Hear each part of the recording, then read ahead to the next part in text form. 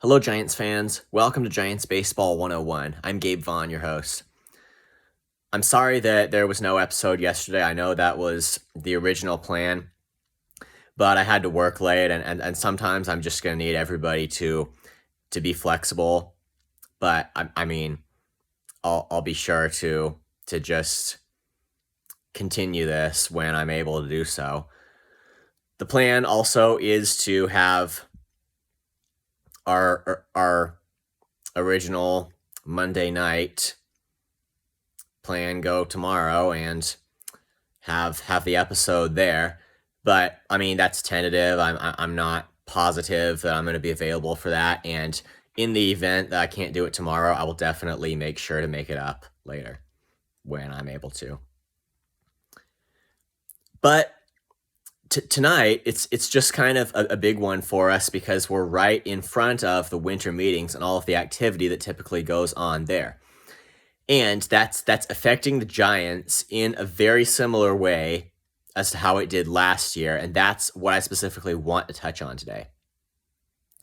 Last year, we're just going to go back a year in the time machine and take a look at how similar events really are. Last year, who was the top guy on the board? Well, it was Aaron Judge, and that was the guy the Giants were thinking about going into the winter meetings, and they weren't the only ones. He had hit free agency after playing for 6 full years with the Yankees, and the Yankees had their eyes on re-signing him, and I mean really had their eyes on it. Like the Yankees, it was a serious priority to them. They would not at all have taken losing Aaron Judge lightly. In fact, I went up and asked Yankees manager Aaron Boone. I asked him, so do you guys think that you're going to get Aaron Judge back? And he just, I could see in the expression on his face, I could see the trauma he was going through, and he said, he just said, I don't know. And that was his only comment. Unfortunately, and really my biggest regret about that trip was that I had to leave the day Aaron Judge got there. So I mean, I wasn't able to speak with him, but it's just plans I had previously made were what they were, and couldn't find a way to ask Aaron Judge anything. But anyway, that was how it went. And it was later reported, a day later, it was reported in the news that Boone was just getting really more and more stressed out, and that he had come out of the shower and ran over, talked to general manager Brian Cashman as the first thing, and asked about it, and Cashman told him essentially, don't worry, Judge isn't off the board yet, and Boone breathed a sigh of relief there. And the Yankees, they continued their aggressive pursuit, gave Judge a huge deal, 9 years, $360 million, and that's what Judge signed for. And I think we're not going to go over all of these comments again, like the Giants, the way they sold us out by not trying to overbid that. At least I'm not aware that in any real way they did. And who honestly, I guess I am kind of going over everything again. Well, that's okay. Who honestly would have expected that Judge would have switched to a different team when he had played with the Yankees for his entire career? I mean, not that every player would do this, but it's just, do you have any reason to think that Judge, in circumstances like that, where if he's getting the same offer 2 different places, would go back to the team where he just essentially come out of the whole time? Well, yeah, I mean that's what you'd have reason to expect might happen, and it definitely did. And the Giants, evidently, they did not do enough to combat that. Anyway, that, as far as we take it, is review. And now we're just on to the present circumstance. And it's similar. The Giants situation right now is very similar to what it was last year. And this time the winter meetings are in Tennessee. That's where executives from all 30 teams are right now, and it's just a lot of key things that are very likely to take place at the winter meetings. But the Giants find themselves a year later in essentially the same place where they were before. There's a star free agent, a big name that everybody's looking at, and the Giants want to grab if they can. He's likely to sign in the winter meetings. At least that's what everybody thinks. He's likely to sign at the winter meetings, and there's a ton of competition. Giants are in the middle of that at a time when they need to upgrade their roster. Very similar, only this time it's Shohei Ohtani. That's the big name out there. And the Giants aren't the only ones who want to add at the winter meetings. The Dodgers are looking to make a splash too. And if you don't think the Dodgers are serious about it, I mean, that should not even be an open question there. The Dodgers, they're serious. They mean business when they say they're trying to make a big splash. And there should be no question about whether the Dodgers would be willing to put money into it. There's a big enemy here. It's not just in the regular season where you've kind of got what you got on the roster trying to chase down the division. It's not that. It's in the offseason too. This whole rivalry, it's being carried over into the winter business dealings. And that's just what we expect. It could honestly determine, I'm not saying it will, but it could determine like who dominates the National League West for years to come.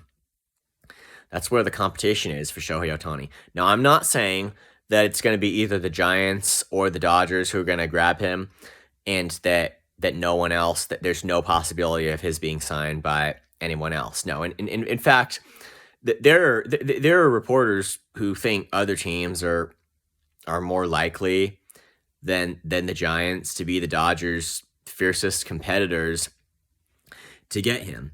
But if you really think about it, honestly, from a reasonably balanced perspective, I think the Giants at least, and maybe nobody believes it anymore because they always say they're going to do stuff that and they're not able to ultimately get anything done.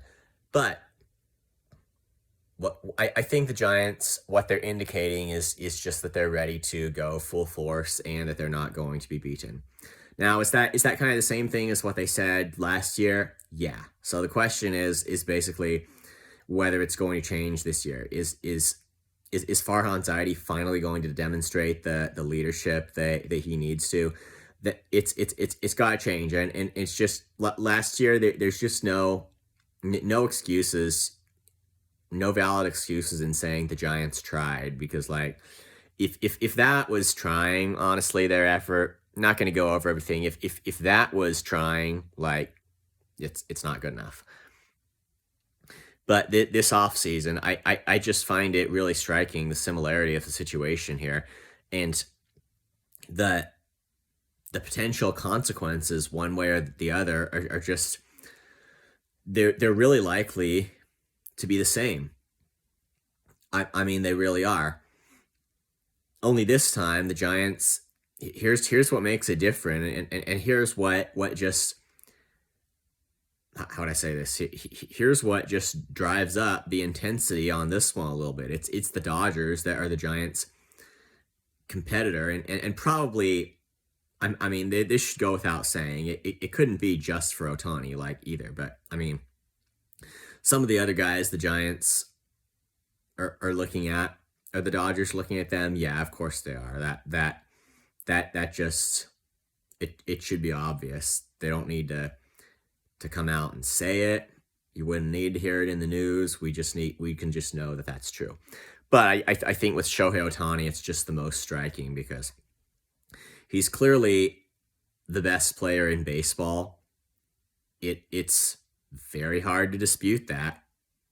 I mean, I think if you ask a ton of people, it'd be Shohei Ohtani. It's like usually we say that's arguable, but I mean in Ohtani's case, it's the arguability of that is smaller than it is with honestly most other great players. And he's going to get a long-term deal. It's not that's not a question. He's going to get big money and he's going to get a long-term deal. And it's just the question is, what team is he going to? That's what we're really faced with ahead of these winter meetings. And I think he will sign before the winter meetings are up. I don't expect it to take super long to get that done. And it's pretty easy to see the disadvantage here, and just the sharp contrast between the Giants and the Dodgers. The Dodgers have just always been a team that can actually go for the superstar players, and the Giants they kind of act like they're trying to, but they don't. At least in recent years, they haven't got anything done. So there is just a huge disadvantage there, and it's based on the history, and it's not good. But at the same time, like it doesn't have to be it doesn't have to be this way. I think if the Giants if the Giants do the right stuff, they can give themselves as much of a chance as any of shining of signing Ohtani. They can give themselves as much of a chance as any team of signing Ohtani. They can get big in there if they do the right stuff. And I know that I've read writers who have essentially sounded like it was unlikely. Even honestly, writers who are trying to make it sound like there's more hope for that outcome than the average fan might think. Even if that's their thesis, that's their main goal of the piece, they still admit that it is unlikely that the Giants will get him. But I mean, I wonder how much of that is just what actually is going to be out of the Giants' control, and how much of it is just based on the history. The Giants can't get anything done, and that if they finally could just get some spine here and get ready to take some action, it would actually work. Like that's the thing here. I'm not sure that the Giants have to be the unlikely team here. There are things, and I probably, since others have pointed them out, I doubt that I really need to go over these things about it, but there are reasons to think that the Giants could be just an attractive location for Ohtani to come, an attractive franchise for him to play for, just based on his situation and the kind of impact that he probably wants to make, if they can offer him enough money and if they can stay in the bidding. So based on the evidence, it seems likely that the Giants could get this done if they are able to do the right stuff. Then there is likely, because the Dodgers have just had such a disproportionately high just dominance over the Giants over the past decade. It doesn't mean, and it might mean this if it were a different player, but from what I understand about Ohtani, he doesn't necessarily choose the best teams, and his ideal is sometimes to make bad teams good. Obviously, the disadvantage there is that the Giants, if he doesn't trust what the Giants front office does, then he might still think that was just not a good place to land, unless they could do better. But just when all is said and done, what I understand about Ohtani is that he might not necessarily want to jump onto the best team just because the best team, but wants to have his own impact, be as large as it can in making a team good and making a team win, which is why he might think the Giants are just a great place to really build a legacy there. So I don't think that they're at a significant disadvantage, even to the Dodgers, except in the sense that they don't have a history of putting any fight into it. If you're talking about a disadvantage, that is what the disadvantage is. I don't believe it's stuff that's outside of their control. And I believe that is all for today. Again, if possible, I'll get on again tomorrow. But if I can't do it, then I will make it up at some point. So thank you for watching. This has been Giants Baseball 101. Please subscribe if you haven't. Also, please leave your questions and comments. You know where to do it. I'll see you next time on Giants Baseball 101.